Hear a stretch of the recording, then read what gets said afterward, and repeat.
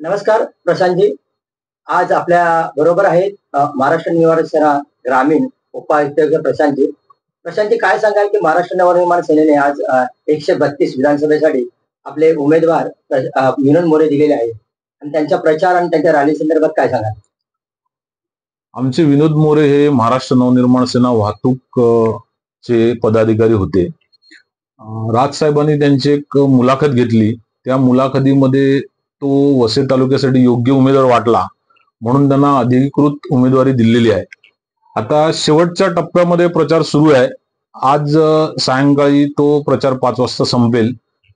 100% प्रचार आमच्याकडनं झालेला आहे. विरोधकांच्या पायाखालची वाळू घसरलेली आहे. त्रिकुटात ही निवडणूक आहे. भारतीय जनता पार्टीचे राजन नाईक, धनंजय गावडे, क्षितिज ठाकूर आणि विनोद मोरे यांच्यात ही 4 प्रकारे चारी चौकोनातनं उमेदवारी दिलेली आहे आणि त्या माध्यमातून जनतेचा कौल महत्वाचा आहे. परंतु आता बहुजन विकास मंडळाला आज ह्या लोकसभेच्या अपयशानंतर विधानसभेमध्ये पुन्हा आपली ताकद दाखवण्यासाठी जयेंद्र विष्णू ठाकूर यांना घरोघरी फिरण्याची वेळ आलेली आहे. सर, काय सांगाल की तुमचे प्रतिस्पर्धी जे आहेत ते तुम्ही बोला त्रिकुटी आज निवडणूक आहे, पण खरेच प्रतिस्पर्धी हे तुमचे बहुजन विकास आघाडीचे उमेदवार क्षितिज ठाकूर हे आहेत. आणि गेली 15 वर्ष त्यांचं इथे कार्य आहे आणि त्यांनी विकासाला चालना दिल्याचं बोलतो.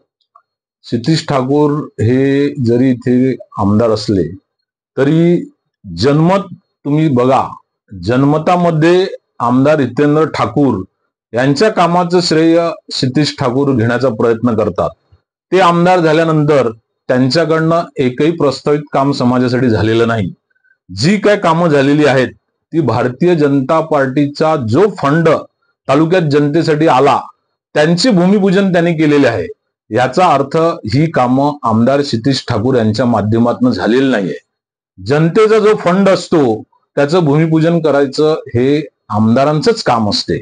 म्हणजेच ती कामं त्यांनी केली असं श्रेय त्यांना लाटता येणार नाही. तुम्ही बघितलं असाल की बहुजन विकास आघाडीचा जाहीरनामा, त्या जाहीरनाम्यात बरेच असे मुद्दे मांडलेले आहेत. पारिवारिक योजनेच्या माध्यमातून पण अनेक कामांचा त्यांनी पाठपुरावा केला सांगतात. तुम्ही काय सांगाल? बघा, जाहीरनामा खोटा का खरा हे आता जनता ठरवणार.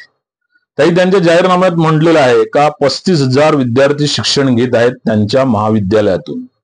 पण ते 35,000 विद्यालयातून जे काही लोक विद्यार्थी शिक्षण घेतात ती श्रीमंताची मुलं आहेत. गोरगरिबांची ग्रामीण भागातली मुलं नाही आहेत. ग्रामीण भागासाठी हे कॉलेज काढलं का? आज जिल्हा परिषदेच्या संपूर्ण शाळा ह्या मोडकळीस आलेल्या आहेत.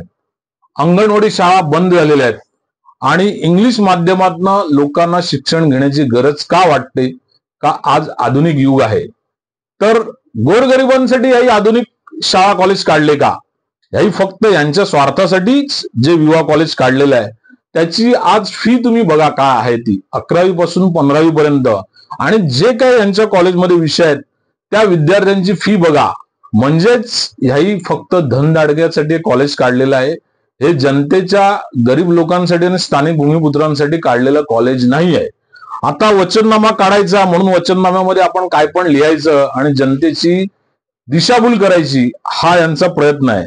याही यांच्या जाहीरनाम्यात म्हटलेलं आहे का संजीवनी रुग्णालय ट्रस्ट आणि इतर 15 ट्रस्ट यांनी अतिशय माफक शुल्क आकारून डायलिसिसची सेवा सुरू केली. परंतु ही डायलिसिसची सेवा जी आहे या डायलिसिसच्या सेवेमध्ये जे गव्हर्नमेंटने सूट दिलेली आहे तीच सूट हे देतात.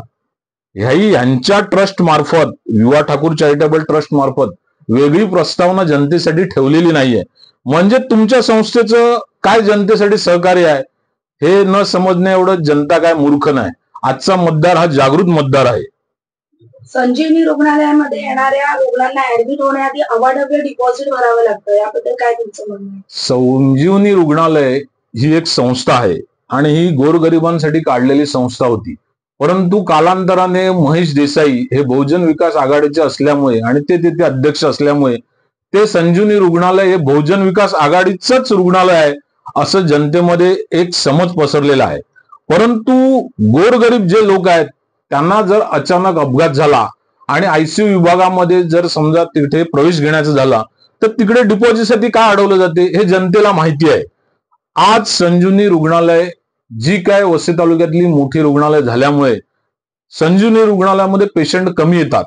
जे काय पेशंट येतात ते पेशंट ह्या लोकांनी ह्यांच्या स्वार्थासाठी ह्यांच्या घरातल्या माणसासाठी जे काय प्रकृती हॉस्पिटल नव्याने सुरू केलेलं आहे तेथे ते पेशंट पाठवतात. परंतु त्या पेशंटची पण तीच रडगाथा आहे का आमच्याकडनं 50,000 डिपॉझिट घेतले जातात, आम्हाला गरीब असल्यामुळे काय त्याच्यात सवलत दिली जात नाही. तर मग हे काय आमदारांचं जनतेसाठी योगदान नाही आहे. जनतेसाठी योगदान कधी झालं असतं का त्यांनी जर एखादं हॉस्पिटल काढलं असतं आणि ज्या धर्तीवर नरेंद्र मोदींनी गुजरातमध्ये हॉस्पिटल्स काढल्यात आणि विनामूल्य रुग्णांना सेवा दिली जाते तसं जर वसई तालुक्यात एखादं हॉस्पिटल काढलं असतं तर जनतेने सांगितलं असतं का आमदार हितेंद्र ठाकूर यांचं जनतेसाठी योगदान आहे. कोरोना काळात सत्ताधाऱ्यांचं असं म्हणणं आहे की आम्ही कोणालाच उपाशी ठेवलं नाही, काय म्हणाल? साहेब, कोरोना काळामध्ये महाराष्ट्र नवनाथ सेना यांनी घरोघरी जाऊन जे काही योगदान केलेलं आहे ते जनतेला माहिती आहे आणि तो मताचा कौल आता स्पष्ट होईलच. 2 दिवसाचाच कालावधी राहिलेला आहे. त्यांनी जीवदानी ट्रस्ट मार्फत जे काय कोविडमध्ये लोकांना मदत केली ती 132 मध्ये केली. 132 मध्ये जे काही सोसायटी आहेत, जे काही बिल्डर आहेत ते बिल्डर धार्जिणे आमदार हितेंद्र ठाकूर आणि क्षितिज ठाकूर त्यांच्यासाठी जी सेवा केली ती सेवा म्हणता येणार नाही. 133 मध्ये जे काही स्लम एरिया आहेत, आदिवासी पाडे आहेत, चाळ विभाग आहे, नव्याने आलेले जे लोक आहेत त्यांना 100% कोविडमध्ये जी काय गरज होती औषधाची म्हणा किंवा 2 टाइम जेवणाची म्हणा त्यावेळेला हे आमदार हितेंद्र ठाकूर, क्षितिज ठाकूर आणि यांची बहुजनची संपूर्ण टीम घरात बसून राहिली, स्वतःच्या जीवाला घाबरली. अविनाश जाधव, प्रवीण भोईर, प्रफुल्ल ठाकूर, महाराष्ट्र नवनिर्माण सेनेचे सर्व लोक रस्त्यावर काम करत होते हे जनतेने बघितलेलं आहे आणि ह्याचं आम्ही श्रेय लाटण्याचा प्रयत्न करणार नाहीयेत. परंतु जनतेला त्या काळातील मदतीमुळे ते आज आमच्या पाठी 100% उभे राहतील याची आम्हाला खात्री आहे. सर, काय सांगाल गावठणमध्ये अवाढव्य असे टोलेजन्य इमारती उभे राहिले आहेत आणि त्याला एफएसआय जो दिला आहे तो वाशीच्या धर्तीवरती एफएसआय दिला. या संदर्भात इतंभूत माहिती काय? वसई विरारमध्ये सिडको हे कार्यालय अस्तित्वात राहू नये म्हणून येथील स्थानिक भूमिपुत्रांनी, ख्रिश्चन समाजाने अनेक आंदोलनं केली. परंतु स्वतःच्या फायद्यासाठी सिडको हे महामंडळ वसईत ठेवून वसईतील जो काही फंड होता बिल्डिंगचा तो संपूर्ण फंड वसईत न वापरता तो वाशीला वापरला गेला. त्यावेळेला या स्थानिक आमदारांनी कोणत्याही सिडको महामंडळाच्या विरुद्ध हायकोर्टात याचिका दाखल केली नाही. आमदार विवेक पंडितनी याबाबत जी काय धरसोड भूमिका केली त्यामुळे विवेक पंडित यांचं धोरण काय हे जनतेसमोर स्पष्ट झालेलं आहे. आजच्या या निवडणुकीत त्यांची मुलगी जी काय उभी आहे तिच्याबद्दल आरोप प्रत्यारोप हे त्यांच्या घरातलेच लोक करत आहेत.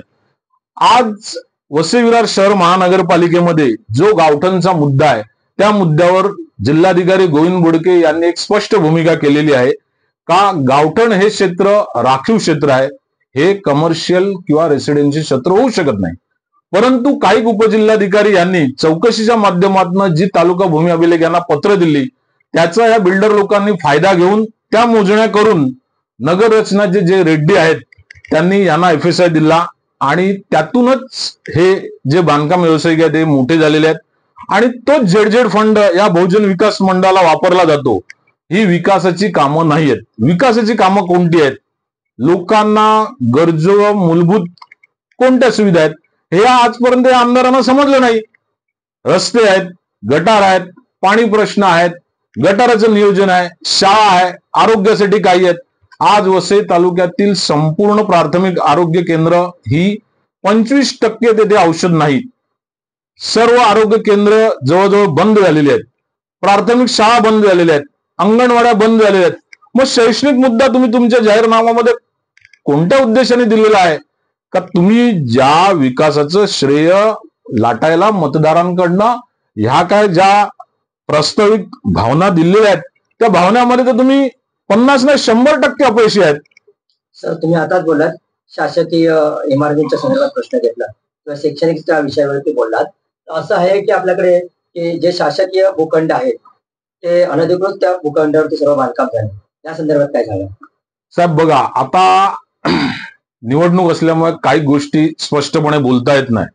पण माझा हा आरोप आहे का या शासकीय भूखंडातील सांभाळ करण्याची जी काय महसूल अधिकाऱ्यांची भूमिका होती ती भूमिका त्यांनी पार पाडली नाही.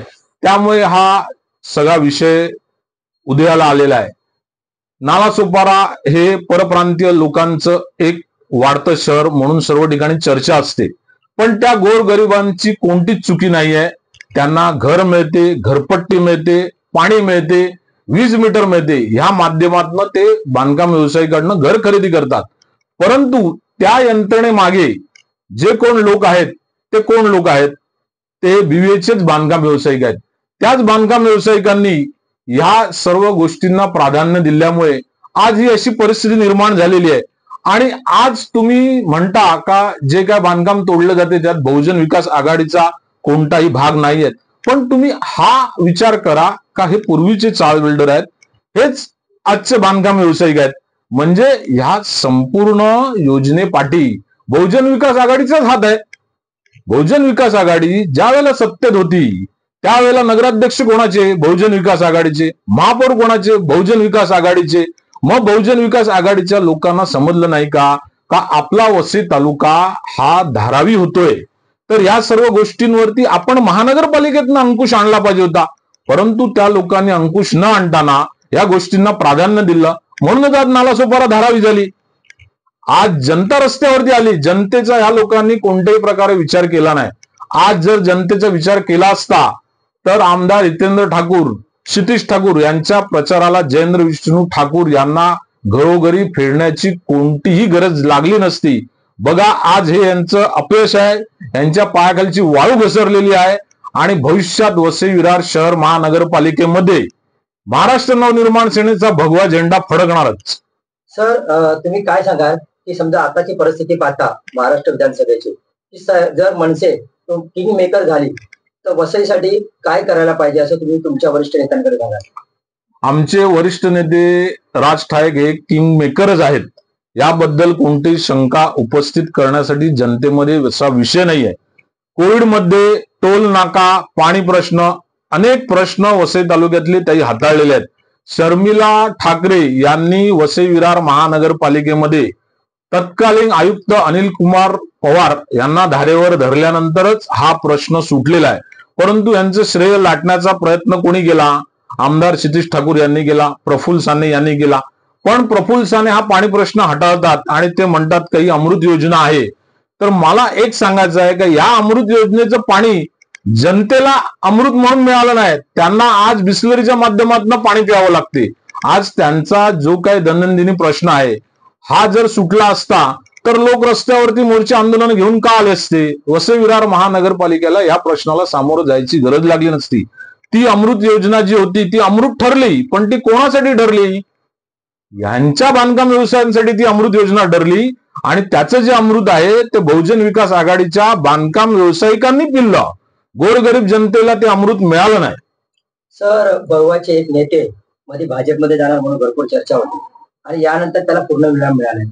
काय ह्याचा परिणाम मतदारांवरती होईल? 100% होणार. बघा, बहुजन विकास आघाडीच्या पदाधिकाऱ्यांना वापरून त्यांना न्याय मिळत नाही असं प्रसार माध्यमातून अनेक ठिकाणी चर्चेले जाते. त्यावेळेचे सभापती सुदेश चौधरी यांनी त्यांची स्पष्ट भूमिका ठेवलेली आहे का आमदार हितेंद्र ठाकूर यांचा मी फ्रंटमॅन असून सुद्धा माझ्यावर अन्याय झाला म्हणूनच मी एकनाथ शिंदे गटात गेलो. आज राजीव पाटील यांची देखील तीच अवस्था आहे. परंतु त्यांनी कोणत्या माध्यमातून मौन बाळगलं हे अजून प्रचार माध्यमांसमोर येत नाहीये. आज वसई विधानसभेच्या 132 आणि 133 मध्ये कोणत्याही प्रचार माध्यमासमोर ते येत नाही. ते बोईसरला जाऊन बसलेले आहेत. याचा अर्थ तोच आहे का कौटुंबिक माणूस देखील न्याय आणि अन्यायाच्या प्रतीक्षेत आज आहे. जर यांच्या कुटुंबात जर ही अशी अवस्था असेल तर वसईच्या जनतेला अजून किती दिवस ह्या प्रश्नांसाठी वाट बघावी लागणार आहे? हे तर सत्य घटना आहे आणि ही जनतेसमोर आहे. जनता स्वतः दैनंदिनी कोणत्या प्रश्नाला सामोरं जाते? रेल्वे आहे, ट्रॅफिक आहे, पाणी प्रश्न आहे. जनतेला माहिती आहे की गेले 30 वर्ष हे कोणतेही प्रश्न सोडू शकले नाही आणि पुढेही 30 वर्ष सोडू शकणार नाही. म्हणूनच लोकसभेला यांना अपयश आलं. आज तुम्ही पूर्व किनारपट्टीत जा, पूर्व किनारपट्टीमध्ये जे काही मोठे प्रकल्प आहेत, रेल्वे, भूसंपादन, मेट्रो, ह्या ज्या प्रस्तावित प्रकल्पामध्ये ज्या भूमिपुत्रांच्या जमिनी गेलेल्या आहेत, त्या जमिनीचे शासकीय पैसे घेण्यासाठी जिल्हाधिकारी आणि प्रांत कार्यालयामध्ये जे खिटे मारायला लागतात आणि त्याच्यामध्ये जे काय पर्सेंटेज मागितले जातात, याची तर चर्चा संपूर्ण वसई तालुक्यात आहे. मग प्रशासन, महसूल यांच्यावरती ह्या लोकप्रतिनिधींचा अंकुश आहे का? लोकप्रतिनिधी तो मानला जातो जो जनतेच्या कामासाठी त्या महसूल अधिकाऱ्यांवरती किंवा त्या प्रशासनावर अंकुश ठेवतो. मला हे माझ्या मनाचं सांगायचं नाही किंवा आमच्या विनोद मोरेसाठी कोणाची दिशाभूल करून मतं मागायची नाहीयेत. आमदार हितेंद्र ठाकूरनी स्वतःच्या महानगरपालिकेत आयुक्त अनिल पवार यांना शिव्या दिल्या, म्हणजेच प्रशासनावर यांचा अंकुश नाहीये. प्रशासन मनमानेल कारभार करते आणि त्या मनमानेल कारभारातून जनतेचा जो काय आज नुकसान झालेलं आहे, त्या नुकसानाची पोचपावती या येत्या 20 तारखेला जनता या विरोधकांना आणि हे जे काय स्वतःला दिग्गज समजणारे आहेत बहुजनाचे, यांना यांचा रस्ता दाखवणार आहे. साहेब, तुमचा उमेदवार 132 मधून विधानसभेसाठी पाठवण्यासाठी मतदारांना तुम्ही आव्हान काय कराल? मतदारांना मी एकच सांगेन, आज लोकसभेच्या माध्यमातून वसई तालुक्यात जातीचे फूट पाडण्याचा बाहेरच्या लोकांनी प्रयत्न केला. येथे जे काय भारतीय जनता पार्टीचे दिग्गज लोक आले, त्यांना या 30 वर्षात वसईत यायची कधी अशी वेळ आली नव्हती. ह्या तालुक्यातून भाऊसाहेब वर्तक महसूल मंत्री होते, पंढरनाथ चौधरी आमदार होते, आमदार डॉमिनिक गोन्साल्विस होते. वसई तालुक्यात आज जातीचं फूट पाडण्याचा प्रयत्न हा वरिष्ठ लोकांनी केलेला आहे. त्या वरिष्ठ लोकांना जनता भुलणार नाही, त्यांच्या भाषणावर मतदान होणार नाही.